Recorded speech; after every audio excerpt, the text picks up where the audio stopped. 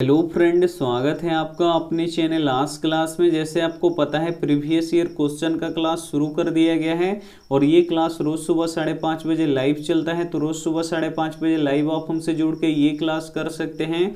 और आज की इस वीडियो में हिंदी के 50 प्रीवियस ईयर ऑब्जेक्टिव प्रश्न हम आपको बताएंगे जो बोर्ड एग्जाम 2009 से लेकर 2020 तक के परीक्षाओं में पूछे गए हैं। तो एक भी प्रश्न आप स्किप मत कीजिएगा, वीडियो को प्लीज़ आप लोग शुरू से लेकर अंत तक देखिएगा। और ये जो 50 प्रीवियस ईयर ऑब्जेक्टिव प्रश्न है ये बोर्ड एग्जाम 2021 के लिए काफ़ी महत्वपूर्ण है। और ये है वीडियो का पार्ट 2। अगर आप पार्ट 1 नहीं देखे हैं तो कमेंट बॉक्स में लिंक है, वहां से आप लोग देख सकते हैं। और चैनल को सब्सक्राइब नहीं किए हैं तो चैनल को सब्सक्राइब भी कर लीजिएगा, साथ में बेल आइकन को ऑल पे भी दबा लीजिएगा ताकि जब भी क्लास हो तो आपके पास नोटिफिकेशन पहुंचता रहे। तो आइए शुरू करते हैं पहले नंबर प्रश्न से। पहला नंबर प्रश्न है कि प्रतिकूल का विलोम क्या होगा। यहाँ पे आपको बताना है कि प्रतिकूल का विलोम क्या होगा। ए ऑप्शन है अनुकूल, बी ऑप्शन है सीधा, सी ऑप्शन है उल्टा, डी ऑप्शन है सदिश। तो यहाँ पे आपको बताना है कि प्रतिकूल का विलोम क्या होगा, तो अनुकूल होगा, इसे आपको याद रखना है। यानी यहाँ पे ए ऑप्शन क्या हो जाएगा, यहाँ पे बिल्कुल ही सही हो जाएगा। ये देखते हैं अगला प्रश्न, 2 नंबर प्रश्न है कि स्वदेशी पाठ के लेखक कौन है। काफी महत्वपूर्ण प्रश्न है 2 नंबर कि स्वदेशी पाठ के लेखक कौन है। ए ऑप्शन है गुणाकर मूल्य, बी ऑप्शन है प्रेमधन, सी ऑप्शन है सुजाता, डी ऑप्शन है रामविलास शर्मा। तो यहाँ पे आपको बताना है कि स्वदेशी पाठ के लेखक कौन है, तो प्रेमधन है, इसे आपको याद रखना है। यानी यहाँ पे बी ऑप्शन क्या हो जाएगा, यहाँ पे बिल्कुल ही सही हो जाएगा। ये देखते हैं अगला प्रश्न, 3 नंबर प्रश्न है कि मंगमा को किससे विवाद था। ये भी काफी महत्वपूर्ण प्रश्न है कि मंगमा को किससे विवाद था। ए ऑप्शन है बेटे से, बी ऑप्शन है पति से, सी ऑप्शन है पोते से, डी ऑप्शन है बहू से। तो यहाँ पे आपको बताना है कि मंगमा को किससे विवाद था, तो मंगमा को अपनी बहू से विवाद था, इसे आपको याद रखना है। यानी यहाँ पे डी ऑप्शन क्या हो जाएगा, यहाँ पे बिल्कुल ही सही हो जाएगा। काफी महत्वपूर्ण 50 प्रीवियस ईयर ऑब्जेक्टिव प्रश्न है जो बोर्ड एग्जाम 2021 के लिए काफी महत्वपूर्ण है। तो प्लीज आप लोग वीडियो को शुरू से लेकर अंत तक जरूर देखिएगा। आइए देखते हैं अगला प्रश्न, 4 नंबर प्रश्न है कि निश्चय में कौन सा संधि है। यहाँ पे आपको बताना है कि जो ये निश्चय शब्द है इसमें कौन सा संधि है। ए ऑप्शन है स्वर संधि, बी ऑप्शन है व्यंजन संधि, सी ऑप्शन है विसर्ग संधि, डी ऑप्शन है इनमें से कोई नहीं। तो यहाँ पे आपको बताना है कि निश्चय में कौन सा संधि है। तो सबसे पहले यहाँ पे आपको निश्चय का संधि विच्छेद करना पड़ेगा। तो निश्चय का संधि विच्छेद क्या होगा, निह जोड़ चय होगा, तो इसमें विसर्ग आ रहा है तो इसीलिए यह विसर्ग संधि होगा। यानी यहाँ पे सी ऑप्शन क्या हो जाएगा, यहाँ पे बिल्कुल ही सही हो जाएगा। ये देखते हैं अगला प्रश्न, 5 नंबर प्रश्न है कि पंत जी को किस रचना के लिए ज्ञानपीठ पुरस्कार मिला। ये भी काफी महत्वपूर्ण प्रश्न है कि पंत जी को किस रचना के लिए ज्ञानपीठ पुरस्कार मिला। ए ऑप्शन है ग्राम्या, बी ऑप्शन है चिदम्बरा, सी ऑप्शन है पल्लव, डी ऑप्शन है वीणा। तो यहाँ पे आपको बताना है कि पंत जी को किस रचना के लिए ज्ञानपीठ पुरस्कार मिला, तो चिदम्बरा के लिए मिला, इसे आपको याद रखना है। यानी यहाँ पे बी ऑप्शन क्या हो जाएगा, यहाँ पे बिल्कुल ही सही हो जाएगा। ये देखते हैं अगला प्रश्न, 6 नंबर प्रश्न है निम्न में से कौन कविता नहीं है। इसमें से आपको बताना है कि कौन कविता नहीं है। ए ऑप्शन है एक वृक्ष की हत्या, बी ऑप्शन है लौट कर आऊंगा फिर, सी ऑप्शन है नौबत खाने में इबादत, डी ऑप्शन है हमारी नींद। तो इसमें से आपको बताना है कि कौन कविता नहीं है, तो नौबत खाने में इबादत ये कविता नहीं है, इसे आपको याद रखना है। यानी यहाँ पे सी ऑप्शन क्या हो जाएगा, यहाँ पे बिल्कुल ही सही हो जाएगा। ये देखते हैं अगला प्रश्न, 7 नंबर प्रश्न है कि समास के कितने भेद होते हैं। यहाँ पे आपको बताना है कि समास के कितने भेद होते हैं। ए ऑप्शन है 5, बी ऑप्शन है 2, सी ऑप्शन है 4, डी ऑप्शन है यहाँ पे 6। तो यहाँ पे आपको बताना है कि समास के कितने भेद होते हैं, तो समास के 6 भेद होते हैं, इसे आपको याद रखना है। यानी यहाँ पे डी ऑप्शन क्या हो जाएगा, यहाँ पे बिल्कुल ही सही हो जाएगा। काफी महत्वपूर्ण प्रश्न है, तो एक भी प्रश्न आप स्किप मत कीजिएगा। वीडियो को प्लीज आप लोग शुरू से लेके अंत तक देखिएगा और वीडियो को लाइक नहीं किए तो प्लीज आप लोग वीडियो को लाइक भी कर दीजिएगा। आइए देखते हैं अगला प्रश्न, 8 नंबर प्रश्न है कि लक्ष्मी किस कहानी के केंद्र में है। यहाँ पे आपको बताना है कि लक्ष्मी किस कहानी के केंद्र में है। ए ऑप्शन है ढाते विश्वास, बी ऑप्शन है धरती कब तक घूमेगी, सी ऑप्शन है माँ, डी ऑप्शन है नगर। तो यहाँ पे आपको बताना है कि लक्ष्मी किस कहानी के केंद्र में है।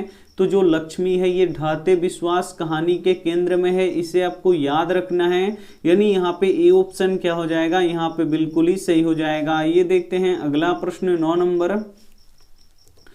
नंबर प्रश्न है कि ढाते विश्वास किस भाषा की कहानी है। ये भी काफी महत्वपूर्ण प्रश्न है कि ढाते विश्वास किस भाषा की कहानी है। ए ऑप्शन है मगही, बी ऑप्शन है भोजपुरी, सी ऑप्शन है उड़िया, डी ऑप्शन है कन्नड़। तो यहाँ पे आपको बताना है कि ढाते विश्वास किस भाषा की कहानी है, तो ये उड़िया भाषा की कहानी है, इसे आपको याद रखना है। यानी यहाँ पे सी ऑप्शन क्या हो जाएगा, यहाँ पे बिल्कुल ही सही हो जाएगा। ये देखते हैं अगला प्रश्न 10 नंबर भी प्रश्न काफी महत्वपूर्ण है कि पो जोड़ ओन बराबर क्या होगा, ये आपको बताना है। ए ऑप्शन है पोअन, बी ऑप्शन है पवन, सी ऑप्शन है पुवन, डी ऑप्शन है पुष्प। तो यहाँ पे आपको बताना है कि पो जोड़ ओन बराबर क्या होगा, तो पवन होगा, इसे आपको याद रखना है। यानी यहाँ पे बी ऑप्शन क्या हो जाएगा, यहाँ पे बिल्कुल ही सही हो जाएगा। ये देखते हैं अगला प्रश्न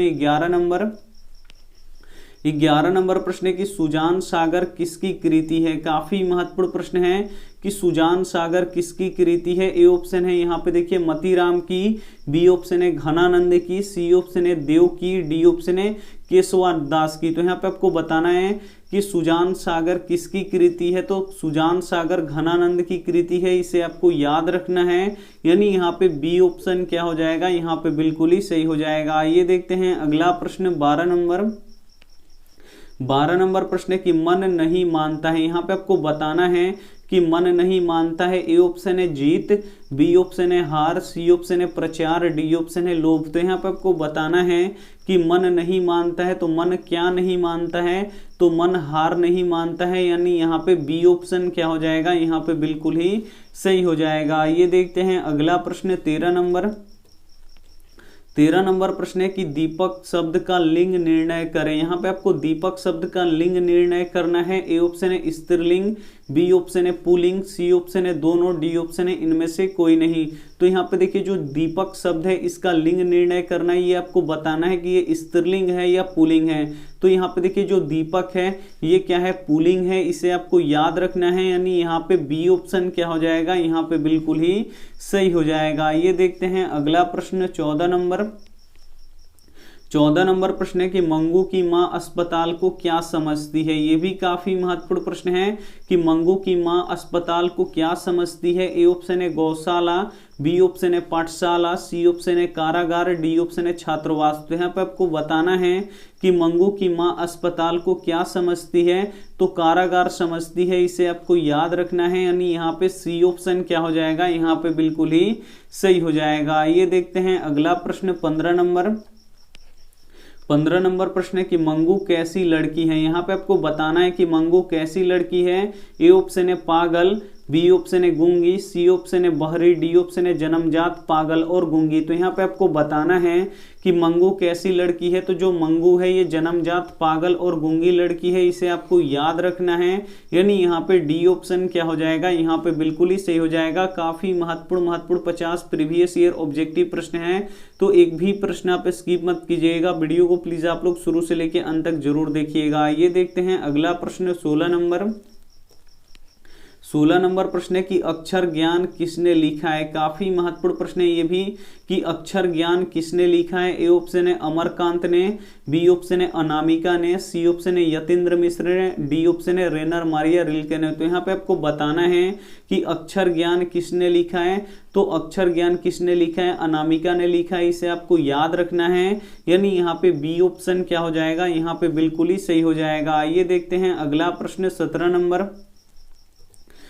नंबर प्रश्न है कि समुद्र का पर्यायवाची क्या होगा। यहाँ पे आपको बताना है कि समुद्र का पर्यायवाची क्या होगा। ए ऑप्शन है सागर, बी ऑप्शन है रत्नाकर, यहाँ पे सी ऑप्शन है दोनों, डी ऑप्शन है इनमें से कोई नहीं। तो यहाँ पे आपको बताना है कि समुद्र का पर्यायवाची क्या होगा, तो सागर भी होगा और रत्नाकर भी होगा, यानी दोनों होगा। यानी यहाँ पे सी ऑप्शन क्या हो जाएगा, यहाँ पे बिल्कुल ही सही हो जाएगा। ये देखते हैं अगला प्रश्न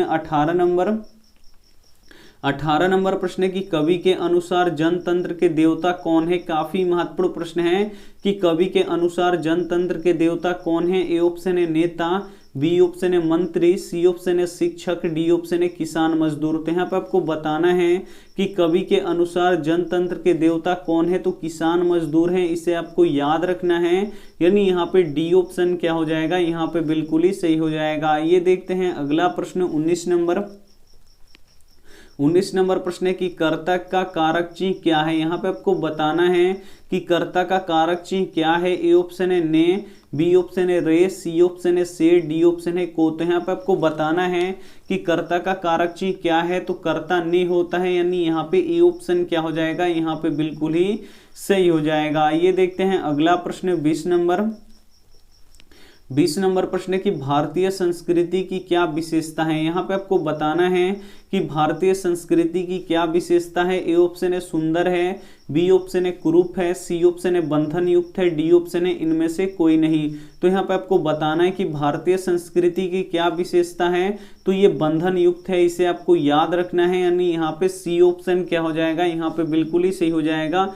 काफी महत्वपूर्ण प्रश्न है, तो एक भी प्रश्न आप स्किप मत कीजिएगा। वीडियो को प्लीज आप लोग शुरू से लेके अंत तक देखिएगा, और वीडियो को लाइक नहीं किए तो प्लीज आप लोग वीडियो को लाइक भी कर दीजिएगा। ये देखते हैं अगला प्रश्न 21 नंबर प्रश्न है कि सर्वनाम का भेद कौन है। इसमें से आपको बताना है कि सर्वनाम के भेद कौन है। ए ऑप्शन है संबंधवाचक, बी ऑप्शन है द्रव्यवाचक, सी ऑप्शन है व्यक्तिवाचक, डी ऑप्शन है भाववाचक। तो इसमें से आपको बताना है कि सर्वनाम का भेद कौन सा है। इसमें से आपको बताना है कि सर्वनाम का भेद कौन सा है।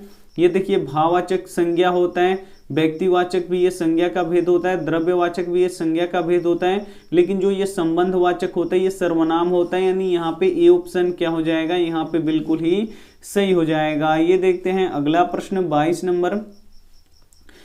नंबर प्रश्न है कि शहनाई किस प्रकार के घास से बनाया जाता है। यहाँ पे आपको बताना है कि शहनाई किस प्रकार के घास से बनता है। ए ऑप्शन है यहाँ पे देखिए घास से, बी ऑप्शन है शकरकंडा से, सी ऑप्शन है दूब से, डी ऑप्शन है नरकट से। तो यहाँ पे आपको बताना है कि शहनाई किस प्रकार के घास से बनता है, तो नरकट के घास से बनता है, इसे आपको याद रखना है। यानी यहाँ पे डी ऑप्शन क्या हो जाएगा, यहाँ पे बिल्कुल ही सही हो जाएगा। ये देखते हैं अगला प्रश्न 23 नंबर प्रश्न है कि सत्य के साथ मेरा प्रयोग किसकी रचना है। ये भी काफी महत्वपूर्ण प्रश्न है कि सत्य के साथ मेरा प्रयोग किसकी रचना है। ए ऑप्शन है जवाहरलाल नेहरू की, बी ऑप्शन है रविंद्रनाथ ठाकुर की, सी ऑप्शन है महात्मा गांधी की, डी ऑप्शन है सरदार पटेल की। तो यहाँ पे आपको बताना है कि सत्य के साथ मेरा प्रयोग किसकी रचना है, तो सत्य के साथ मेरा प्रयोग महात्मा गांधी जी की रचना है, इसे आपको याद रखना है। यानी यहाँ पे सी ऑप्शन क्या हो जाएगा, यहाँ पे बिल्कुल ही सही हो जाएगा। ये देखते हैं अगला प्रश्न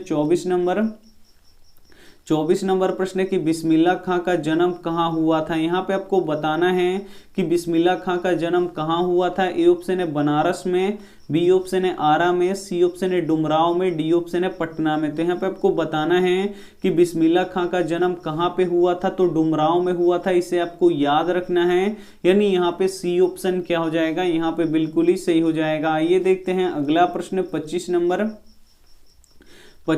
प्रश्न की गिरधर लाल सेन साहब की फैक्ट्री में क्या था। ये भी काफी महत्वपूर्ण प्रश्न है कि गिरधर लाल सेन साहब की फैक्ट्री में क्या था। ए ऑप्शन है किरानी, बी ऑप्शन है ड्राइवर, सी ऑप्शन है मैनेजर, डी ऑप्शन है इनमें से कोई नहीं।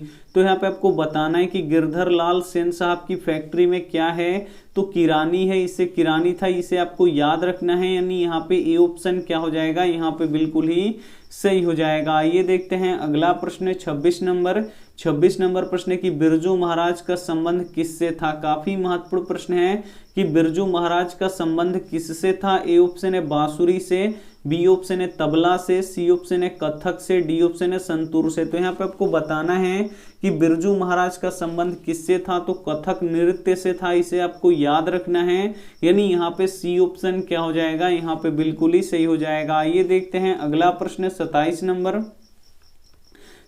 नंबर प्रश्न की रसखान किनके भक्त थे। काफी महत्वपूर्ण प्रश्न है कि रसखान किनके भक्त थे। ए ऑप्शन है कृष्ण के, बी ऑप्शन है राम के, सी ऑप्शन है विष्णु के, डी ऑप्शन है शिव के। तो यहाँ पे आपको बताना है कि रसखान किनके भक्त थे। जो रसखान थे ये भगवान कृष्ण के भक्त थे, इसे आपको याद रखना है। यानी यहाँ पे ए ऑप्शन क्या हो जाएगा, यहाँ पे बिल्कुल ही सही हो जाएगा। ये देखते हैं अगला प्रश्न 28 28 नंबर प्रश्न है कि खोखा के दांत किसने तोड़े। काफी महत्वपूर्ण प्रश्न है ये कि खोखा के दांत किसने तोड़े। ए ऑप्शन है मदन ने, बी ऑप्शन है गिरधर ने, सी ऑप्शन है सेन साहब ने, डी ऑप्शन है मदन के दोस्त ने। तो यहाँ पे आपको बताना है कि खोखा के दांत किसने तोड़े, तो मदन ने तोड़ा, इसे आपको याद रखना है। यानी यहाँ पे ए ऑप्शन क्या हो जाएगा, यहाँ पे बिल्कुल ही सही हो जाएगा। आइए देखते हैं अगला प्रश्न 29 नंबर प्रश्न है कि नालंदा विश्वविद्यालय कहाँ स्थित है। काफी महत्वपूर्ण प्रश्न है 29 नंबर कि नालंदा विश्वविद्यालय कहाँ स्थित है। ए ऑप्शन है बिहार में, बी ऑप्शन है उत्तर प्रदेश में, सी ऑप्शन है मध्य प्रदेश में, डी ऑप्शन है गुजरात में। तो यहाँ पे आपको बताना है कि नालंदा विश्वविद्यालय कहाँ स्थित है, तो ये बिहार में स्थित है, इसे आपको याद रखना है। यानी यहाँ पे ए ऑप्शन क्या हो जाएगा, यहाँ पे बिल्कुल ही सही हो जाएगा। आइए देखते हैं अगला प्रश्न 30 नंबर प्रश्न की भय का यहाँ पे विलोम क्या होगा। यहाँ पे आपको बताना है कि भय शब्द का विलोम क्या होगा। ए ऑप्शन है निडर, बी ऑप्शन है बेखौफ, सी ऑप्शन है अभय, डी ऑप्शन है डर। तो यहाँ पे आपको बताना है कि भय शब्द का विलोम क्या होगा, तो भय शब्द का विलोम क्या होगा, अभय होगा, इसे आपको याद रखना है। यानी यहाँ पे सी ऑप्शन क्या हो जाएगा, यहाँ पे बिल्कुल ही सही हो जाएगा। काफी महत्वपूर्ण 50 प्रीवियस ईयर ऑब्जेक्टिव प्रश्न हैं, तो एक भी प्रश्न आप स्किप मत कीजिएगा। वीडियो को प्लीज आप लोग शुरू से लेके अंत तक जरूर देखिएगा। आइए देखते हैं अगला प्रश्न 31 नंबर प्रश्न है कि शिक्षा और संस्कृति पाठ के लेखक कौन है। काफी महत्वपूर्ण प्रश्न है 31 नंबर कि शिक्षा और संस्कृति पाठ के लेखक कौन है। ए ऑप्शन है रविंद्रनाथ टैगोर, बी ऑप्शन है विनोबा भावे, सी ऑप्शन है महात्मा गांधी, डी ऑप्शन है जवाहरलाल नेहरू।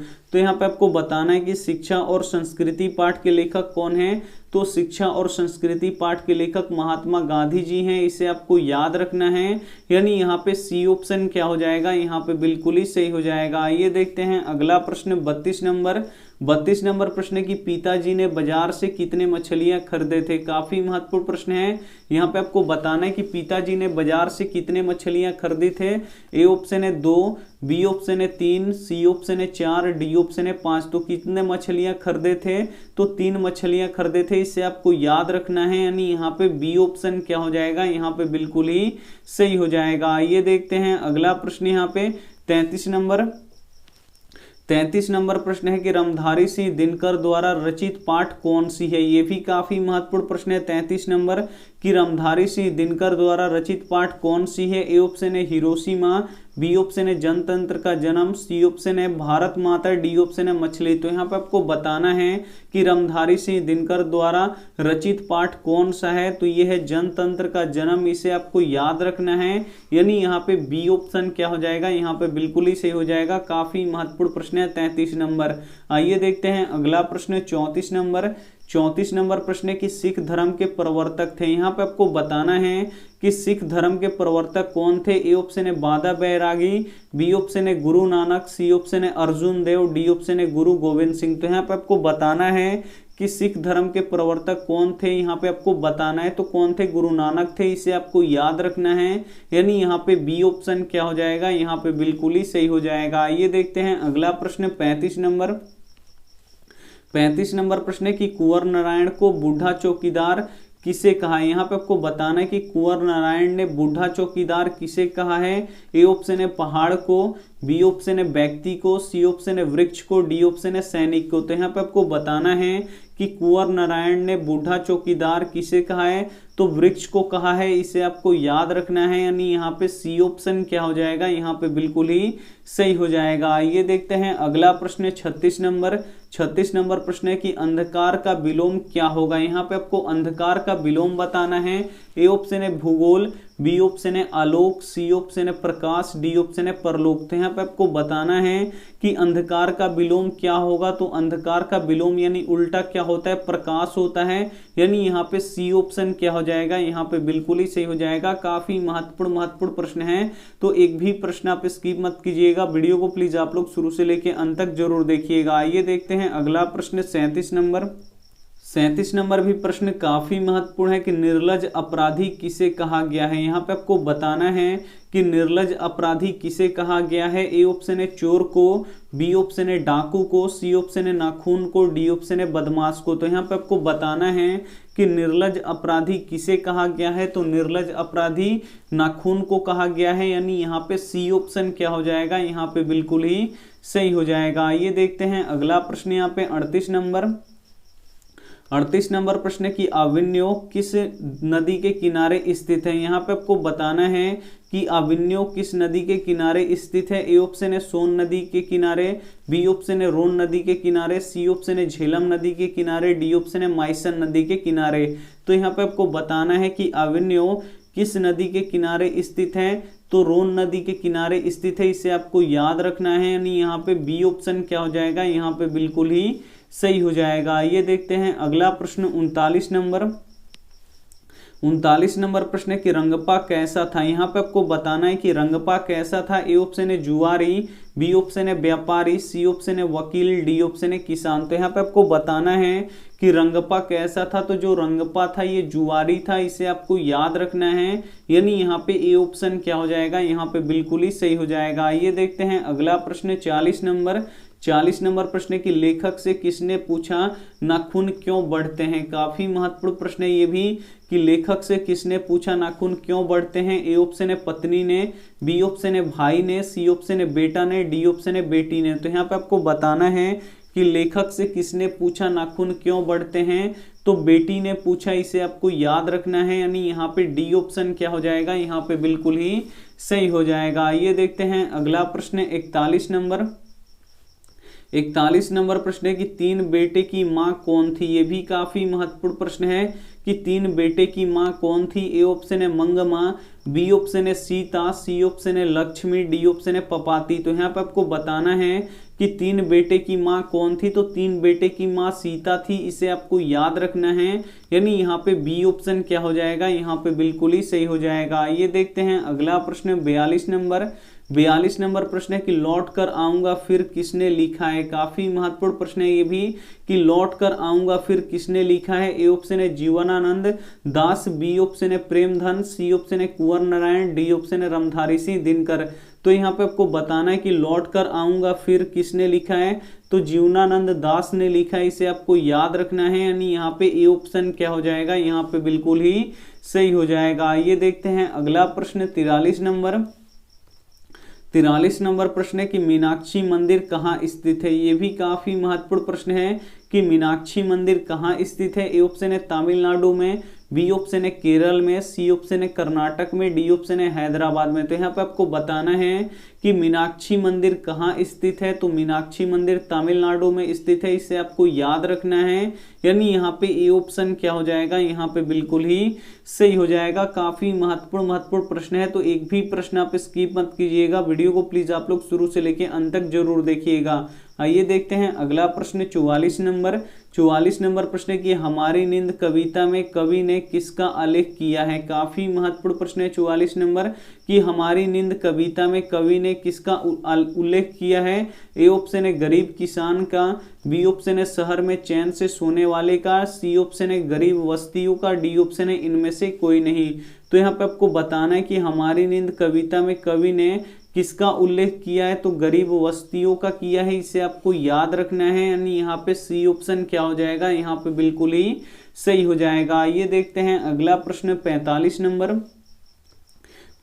नंबर प्रश्न है कि कवि को बूढ़ा चौकीदार वृक्ष हमेशा कहाँ मिलता था। ये भी काफी महत्वपूर्ण प्रश्न है कि कवि को बूढ़ा चौकीदार वृक्ष हमेशा कहाँ मिलता था। ए ऑप्शन है घर के अंदर, बी ऑप्शन है चौक पर, सी ऑप्शन है घर के दरवाजे पर, डी ऑप्शन है आंगन में। तो यहाँ पे आपको बताना है कि कवि को बूढ़ा चौकीदार वृक्ष कहाँ मिलता था, तो घर के दरवाजे पर मिलता था, इसे आपको याद रखना है, यानी यहाँ पे सी ऑप्शन क्या हो जाएगा, यहाँ पे बिल्कुल ही सही हो जाएगा। ये देखते हैं अगला प्रश्न 46 नंबर प्रश्न है कि महात्मा गांधी का जन्म कहाँ हुआ था। यहाँ पे आपको बताना है कि महात्मा गांधी का जन्म कहाँ हुआ था। ए ऑप्शन है बिहार में, बी ऑप्शन है मध्य प्रदेश में, सी ऑप्शन है राजस्थान में, डी ऑप्शन है गुजरात में। तो यहाँ पे आपको बताना है कि महात्मा गांधी का जन्म कहाँ पे हुआ था, तो गुजरात में हुआ था, इसे आपको याद रखना है, यानी यहाँ पे डी ऑप्शन क्या हो जाएगा, यहाँ पे बिल्कुल ही सही हो जाएगा। ये देखते हैं अगला प्रश्न यहाँ पे 47